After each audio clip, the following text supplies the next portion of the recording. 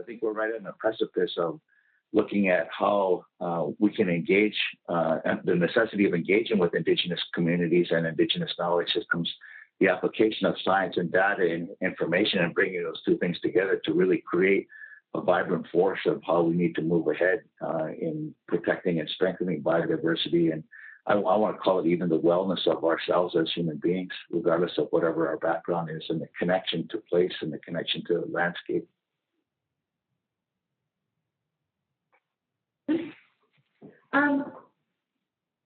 Yes, there's a lot in being able to access these ways of thinking. There's so much more that can be talked about and thought about and felt and understood, I think. And it leads into my next question. Yes, go ahead. And just on that point, before we kind of move on, is that understand that this engagement is not only a critical piece, but it's really a valued piece, and it's really according to our understanding of precipitated by prophecy and spirit. But the point of it is that this is something that is just starting out. So these conversations and the evolution of these conversations have to start somewhere. And if they've already started, but it is a process, it is a practice and process. It is evolving, and it will only get deeper as time goes on. So, but we're just initiating most of our conversations right now. And as we move ahead, what we understand and what we do right now, all of us that are connected here online, all of us, that are working within these areas, our knowledge will only deepen and be more broad and more powerful as we move forward. So what we understand right now will be different in 5 years, will be different in 10 years, will be different in 20 years, to be able to see those young people that are coming ahead and their opportunities now to pick it up and to make the changes that are necessary to ensure that biodiversity is protected and landscape is respected. Thanks, Dan. And I think that leads into my next question quite well for Larry, because Larry, you mentioned earlier this concept of ethical space. And if these conversations are to occur, we need to have an ethical space within which they can occur. And I know that concept has guided the work that you've been involved in at the federal level and continues to shape the dialogue and conversations that are going on around IPCAs. So I'm wondering if you could explain to everybody this concept of ethical space and its relevance for conserving biodiversity in the spirit and practice of reconciliation. Sure, and thank you, Anne. Simply put, it's the creation of a safe space to be able to discuss, collaborate respectfully, of course, in this context, around issues of conservation. A couple of things come to mind. And again, historically, it's how this country, how Canada was formed. When at the Treaty of Niagara, 2,500 plus or minus Indigenous representatives came. It came out of the systems of governance, much like Clint has described, and various iterations, but they were systems of governance that were designed to collaborate. They were designed to balance and avoid conflict, unlike the adversarial governance systems we see today dominating the landscape.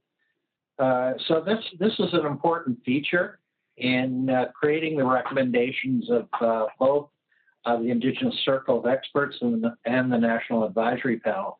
And both sets of recommendations expressed how well they worked in the process of creating those recommendations, and how much they, both panels, both groups felt that they were critically important in moving forward with conservation in Canada. I also want to add that that globally, I was glad to hear Dan bring up our global responsibility, the fact that climate change and biodiversity loss are part of the global agenda. They emerged out of the Earth Summit in 1992. In 2010, the HE targets were established, and Target 18, which acknowledges the inclusion of Indigenous peoples or knowledge systems, to really do that, to understand how that works, and often you'll hear that all 20 targets have to work together. The only way that can happen is to create ethical space. And the way it was done in the Pathways 1 process is that we made sure that there was accommodation for our ceremonies. They were shared ceremonies. And again, this is a reflection on the Treaty of Niagara in 1764, when Crown representatives knew our languages, our ceremonial protocols, and knew how to produce wampum. So we revisited that cross-cultural approach to things, and everyone was encouraged by the results. So that's part of what the recommendations see in terms of moving forward. But it comes with a responsibility, and the responsibility is for all parties to have at least a fundamental understanding of the cultures that are participating in a collaborative effort on conservation, and to have enough understanding to ensure that the space is truly safe, that people can speak their truth. And I'll wrap it up by saying this, and in effect, Clint and Dan have already touched on it, but I think of the medicine wheel, and I feel that much of governance from the Western model is very strong intellectually, very strong in terms of physical understanding. But what's been missing is the emotional or empathic and spiritual knowledge systems. And when you bring the knowledge from the four directions, as I would say, then you make much smarter decisions. When you have empathy, when you understand the spirit of a tree, you're going to think twice before you cut it, and you're going to cut it for a good reason, not for greed. So it's important that there's room for that to happen. And as we all know, colonialism has segregated those other two important sources of knowledge. Thanks, Larry. I'm watching the clock, and because I know we want to take some time at the end for questions from the audience. So I'm going to go to Clint again, and we'll see if we have time for maybe one or two questions again after that. So Clint, you are a wonderful advocate for networking and sharing good models. And certainly the Walpole Island Land Trust is regarded as a very interesting and promising model by many people. So I'm wondering if you could tell us about this land trust, the first First Nations land trust in Canada, and what the model offers. And also, I know I've heard you speak about its limitations, so I want to speak about both what it offers, what it promises, and also the limitations. Okay, thanks. One of the things that it as a model it offers is it allows us to kind of protect areas, things of ecological, cultural, agricultural value, but also helps us to maintain and enhance lands and waters, implement conservation practices, helps us to educate and train the public, help reconnect people to the land, help people understand their roles and their responsibilities handed down to us by the Creator, helps us to conduct research, to secure funds to implement our aims and objects. So those are just some of the things that we can do with this tool. It brings like-minded people together for conservation efforts. Our land trust is focusing on maintaining our relationships with the land. That's our vision, and each other. Our mission is to share knowledge to restore and conserve ecosystems for the benefit of everyone. And we do that through some of our goals, which are to understand our relationship to the land. So listening to our community and some of the needs that are there. They're conducting research to better understand our relationship and the needs of the land itself and the waters. sharing knowledge together. So we're engaging and involving our community and working at building capacity and knowledge within the community. We're also looking at caring for lands, protecting, purchasing lands, and managing them in different ways, using fire, for example, to maintain our grassland habitats. But also looking at sustaining our efforts through policies and other foundational things that will help our charities kind of persist. And I had struggles with this, and I got to lay credit here in our community. A mentor of mine and somebody that I was really inspired back, that used to do my job back in the 80s, come up with this idea of this land trust. So, when I started in 1998, I've seen some of her work and looked at the documents that she had prepared, and I thought about bringing that forward, and actually involved her and some others to try to create a land trust back then, in '98. But it didn't take off. It wasn't until 2008 that we got it registered. But she was very inspirational. She was always talking about the need to kind of work together. And she often wrote poems and things that were in our newsletter in the community, but also in the local newspapers. And it's one of the ideas she talked about was our land trust was born out of the desire to make sure that our legacy to the future is something that we and they can be proud of. We want the children of the future to say, wow, they were really thinking of us, not what were they thinking. So that's one of the things that FAR as a model that it has to offer. Some of the limitations in this modern tool puts the weight and the burden of conservation on a few. Average folks can point to Environment Canada, Ontario Nature, whoever, and other environmental organizations to say they'll take care of things for all of us. Where our approach, traditional approaches to conservation, meant everybody had a role in being good caretakers. It wasn't just for one handful of groups or others. Another thing in setting up our land trust, we're restricted by the Indian Act. Other land trusts across Canada are able to protect lands in perpetuity, but we're forced because of limitations under the Indian Act to set a time limit on ours. So we're just under 1 million years. That's how we set up ours. So we also had to. We're also Short term. Yeah, we were fighting some back and forth with folks at the time, but also having fallback mechanisms in case our land trust or charity folded. So we have it in our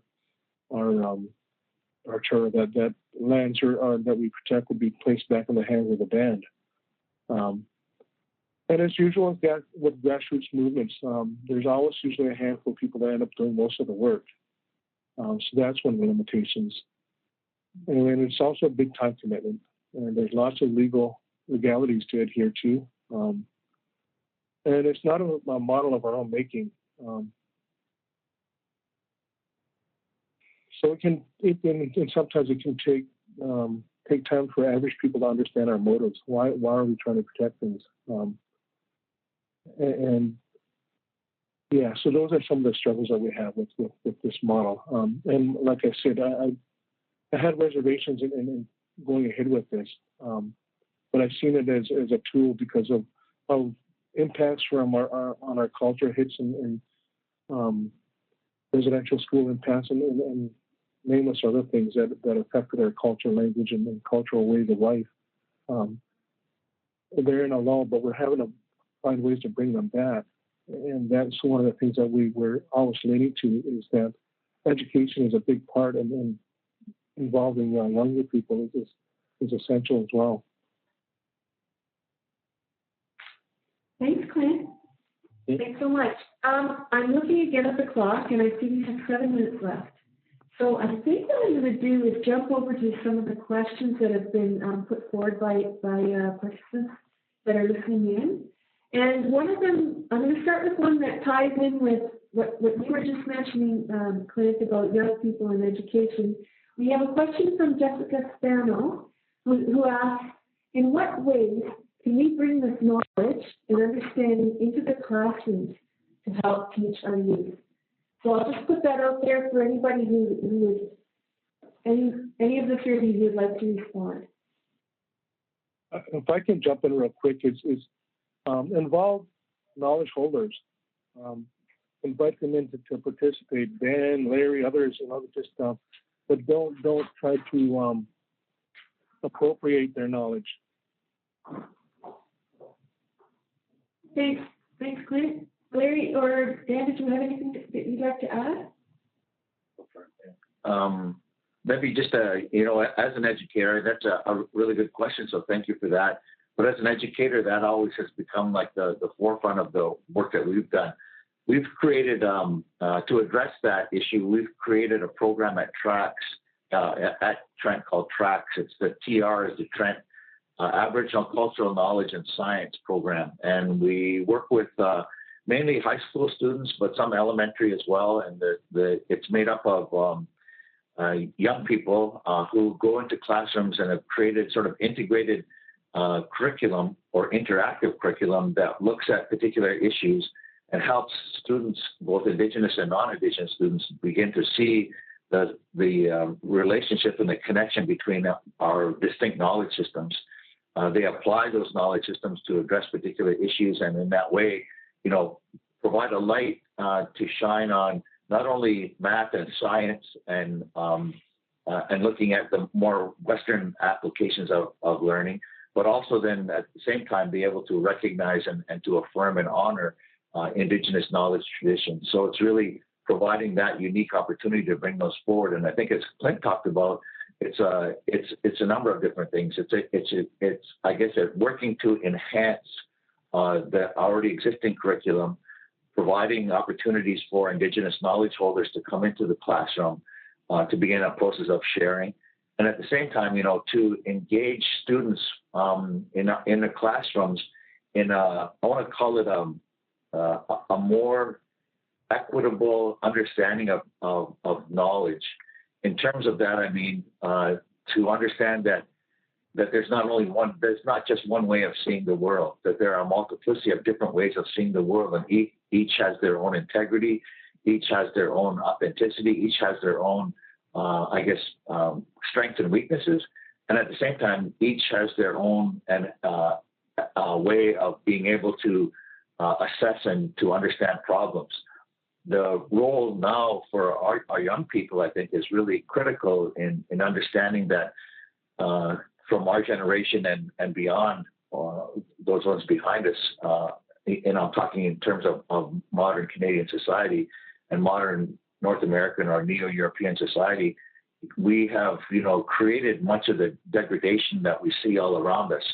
I think the job now, in terms of the species and biodiversity and loss of habitat, contamination of water, air, land, and water, etc., all the rest. But the point of it is that I think that the new economy and how we should be teaching and talking and engaging with students is really to begin to focus them on the necessity of restoration. This opportunity to restore both human, I want to call it human spiritual integrity, or the function of us as and relationship of us as an understanding of us as human beings and how we need to live together and learn how to live in place, predicated on ideas and concepts, practices, principles that are embedded within Indigenous reality. And at the same time, then looking at a new set of engagement to create real, true collaboration between knowledge systems from all around the world to address the complexity of problems that we're facing, really arms the students with a new way of seeing the world. So the new economy, to me, is going to be predicated on our ability to restore our integrity as human beings, but and at the same time to restore the ecological integrity of the places that we're choosing to live, to restore the integrity and the function of those places. And so we got a lot of work to be able to do that, especially within Canada, because we're at a precipice now, and we see it's almost as though that what we're being presented with, it's either, environment or economy, and you make the choice. And so I'm not understanding that if we don't have an environment, we don't have an economy. It's really, central in being able to arm students to be able to say it's not that way at all, that these two things need to be tied together, and to challenge students in the way that they see the world, and at the same time to provide them with a particular context that enables real true collaboration and true cooperation between knowledge systems and between people. So that opportunity, I think, to have it in the classroom, demands that people come in that provide ideas and concepts and be able to elevate those students and to enable them to really to fulfill the responsibility that they were given as human beings to work for the continuation of life. Thanks so much, Ken.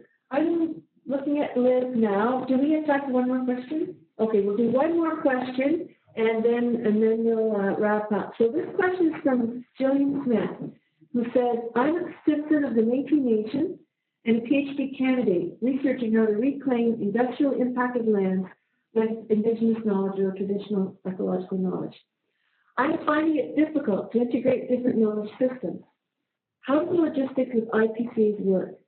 In other words, how do you physically get knowledge keepers and scientists in the same room talking to each other? Have you encountered resistance anywhere? And respectfully, I'm chuckling because I've mostly encountered resistance, and you tell a beautiful story that we don't have time for. But my answer to that is creating ethical spaces. I think the governance, and it may be a big word, but it's about how do we structure the conversations? How do we create the space where we feel safe to share our different perspectives? So that requires give and take by all who are involved. And I repeatedly see Western science systems and Western scientists who see their system of knowledge as superior. That's an incredible barrier. It's a showstopper. So you have to work on developing a respectful relationship. If it's not there, it won't work. Thank you. Dan or Clint, did you want to add anything to that? I think that, Jillian, that's a good question. I think that that practice is emerging. I think that, coming out of the 90s to address some of the harvesting issues that we've seen within the province and with communities and the recognition of Aboriginal treaty rights, started to create a dialogue. It fell off the rails sometimes, got back on, and over a period of time, communities began to recognize the necessity of taking hold of their own territories and their own work, and being able to not to count on the province or anyone else to be able to manage so-called resources within the communities. But it started a really deep dialogue, and I think that dialogue is evolving and emerging as we speak. That's kind of what we're doing here today in Victoria, with the IPCAs here, talking with ENGOs and noted ICE members here in BC. So it presents a really unique opportunity, but at the same time, that's an evolving process. It's happening from time to time on a wide variety of different areas, but it's just a slow, I want to call it a romance of knowledge systems and how they are interacting with one another that will continue to emerge. But it's the point of talking about it, recognizing the opportunities and recognizing the authority of those knowledge systems and their ability to come together to address the complexity of issues that we face. Thank you. But did you want to add anything to that? Or? No. Okay. Did any of you want to have one last comment before we wrap up? Just really in short, one of the things that I'm really, I guess, kind of being inspired by is the recognition and the coming to know of sort of knowledge systems and what they bring. When you look at kind of Western environmental knowledge, it talks a lot about content, and it talks a lot about information and data, which provides a really wealth of knowledge. But at the same time, when we talk about Indigenous knowledge systems, it really provides the context to understand that knowledge. And so when you bring those two things together, you have content and context, and you see how those two things become, I guess, supportive of one another, engaging with one another, it creates an individual that has a broader, richer, deeper understanding of the world around them. And that's really, I think, that the opportunity that's presenting itself here is that as we continue this dialogue and as we continue our conversations and as we continue working together and to develop, unique opportunities and partnerships, I think that it really enables us, all of us, to leave a legacy of what Clint mentioned earlier, so that generations behind us don't ask us, what were we thinking, but basically being able to say that, you have really been thinking about us when we start talking about the future generations. So I really like that, Clint. So thank you for that. What I would say, Ann, very quickly.